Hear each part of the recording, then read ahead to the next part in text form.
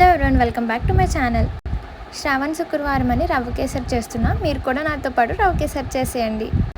ముందుగా జీడిపప్పుని కిస్మిస్ని నెయ్యిలో వేపుకొని పక్కన పెట్టుకోవాలి.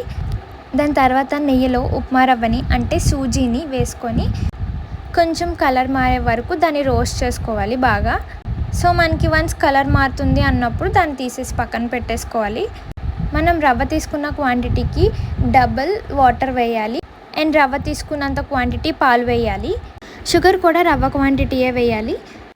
అండ్ అది కాసేపు మరిగిన తర్వాత మనం ఆల్రెడీ రోస్ట్ చేసి పెట్టుకున్న రవ్వని తీసుకొచ్చి అందులో వేసేయాలి. వేసేసి మనం బాగా మిక్స్ చేసుకోవాలి. సో మనకి తెలుస్తుంది చూసారా, రవ్వ ఇంకా రవ్వగానే ఉంది. సో అది వాటర్ని పాలుని అబ్జర్వ్ చేసుకునేంత వరకు మనం మిక్స్ చేసుకుంటూ ఉండాలి. Please do like, share, subscribe and do follow. And ఇది ట్రై చేశాక మీకు ఎలా వచ్చింది కామెంట్ చేసి చెప్పండి. మీలో ఎంతమందికి రవ్వ కేసరి ఫేవరెట్?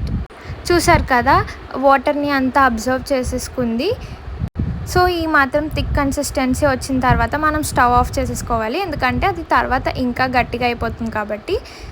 ఇప్పుడు ముందుగా రోస్ట్ చేసి పెట్టుకున్న జీడిపప్పులు కిస్మిస్లు తీసుకొచ్చి డెకరేట్ చేసుకోవాలి. అండ్ దానిపైన నేనైతే నెయ్యి వేసుకున్నా. మీరు వేసుకుంటే వేసుకోవచ్చు, లేకపోతే లేదు, కంప్లీట్లీ ఆప్షనల్. అంతే, రెడీ అయిపోయింది మన రవ్వ కేసరి. సో నా రవ్వ కేసరి లుక్ ఎలా ఉంది మీరు కామెంట్ చేసి చెప్పండి. చూసారు కదా, క్వాంటిటీ కాసేపు వదిలేస్తే ఎలా థిక్గా అయిపోయిందో. సో అందుకే ముందుగానే స్టవ్ ఆఫ్ చేసుకోమని చెప్పాను. సో ఇప్పుడు నేను దాన్ని తీసుకొచ్చి దేవుడి బౌల్లో సర్వ్ చేసేసుకున్నాను. అండ్ దెన్ దేవుడికి కూడా పెట్టేశాను. ఇలా నా శ్రావణ శుక్రవారం ప్రసాదం అయితే కంప్లీట్ అయిపోయింది. Bye bye, stay tuned until the next vlog comes. Subscribe and follow చేయండి.